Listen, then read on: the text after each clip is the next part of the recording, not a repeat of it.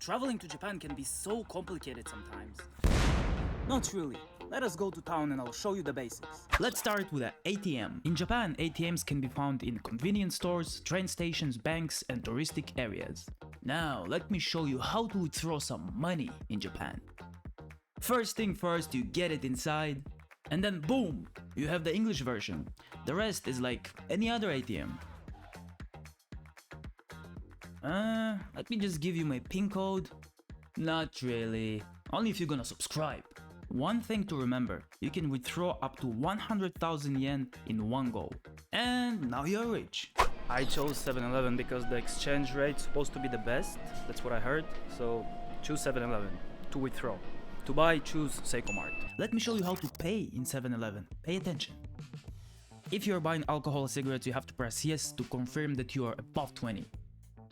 You have to choose the method that you are paying. You have all kinds of Japanese cards, but I have no idea about them, so I chose cash. Beautiful.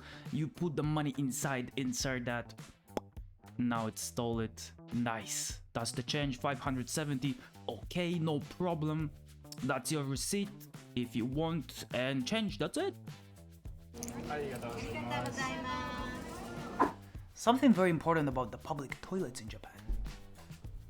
There are different ways to flush. The regular, the very old school, yep, those toilets still exist in Japan. And the advanced way for the advanced toilet. Indeed can be very confusing. You can see in the picture a smaller stream, that's what I just pressed, that's for pee-pee, and the other one for poo-poo. Or sometimes you will only have a picture of kanji, this is for pee-pee, this is for poo-poo. This one can save your life. Sometimes the toilet sign for female and male are regular, as you know them, and sometimes they are only in Japanese. This one is for female. This one is for male. Make sure to remember to avoid those kind of situations. Now let me tell you something, when you're traveling, for example, if you're lost, bring a paper and write down your destination, because your battery is over, all kinds of reasons, you never know.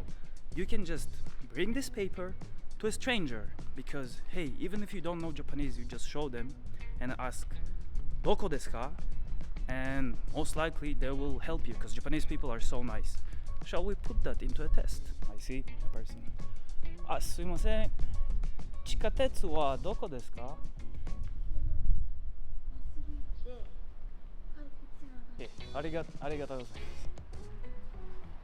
I think I caught her off guard, but she did explain to me where it is. I mean, I already know where it is, but just to show you that they are nice and they will stop and they will help you. I just heard some crows flying around and about. That's a bonus tip. First of all, walking and eating in Japan, not acceptable. But if you forget that, do not do that anyway, because the crows here are very violent and they might steal your food. It actually does happen. Not kidding.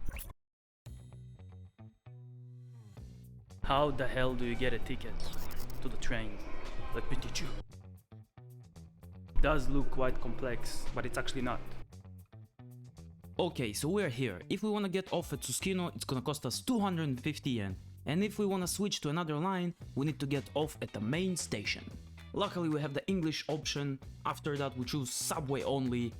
Don't forget 250 yen. We are paying with paper or coins, and here's your ticket. Easy as that. And then you just put the ticket inside. I'll show you where. The gate will let you through. Catch your train to your destination. Easy.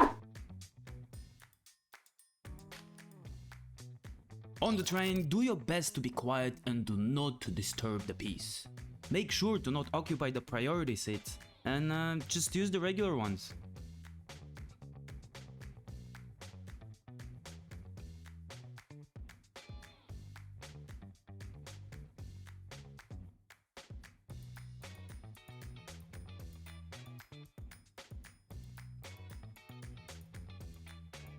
Another cool thing, even underground they have convenience stores.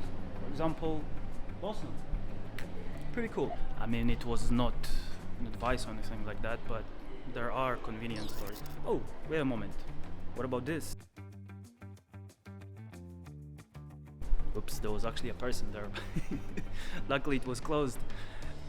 underground or close to a convenience store, you have a place where you can take a passport picture. Finally, some fresh air. I just wanted to tell you something about the vending machines in Japan. They're practically everywhere. I'm pretty sure that if I'm gonna walk, I don't know, look around, walk there, I'm gonna find one pretty soon. Okay, here we go. I told you, not only one, 4.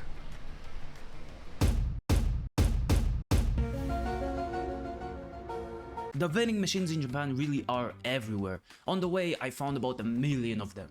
Now, vending machines, they're serving cold drinks, hot drinks, and sometimes even food. Let's go a bit unhealthy and get some cola. So, here's the price. 140.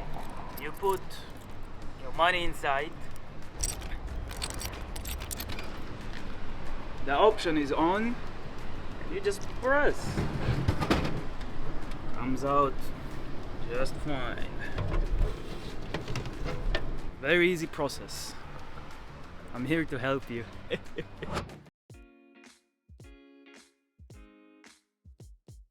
And a tip to my fellow smokers out there that come into Japan. The basic cigarettes, the one in the pack, you can find them everywhere. Convenience store, supermarkets, everywhere. But for those of you that like the rolling cigarettes, fortunately convenience stores does not have them and you need to go to a specific place that I'm going right now. So let me show you.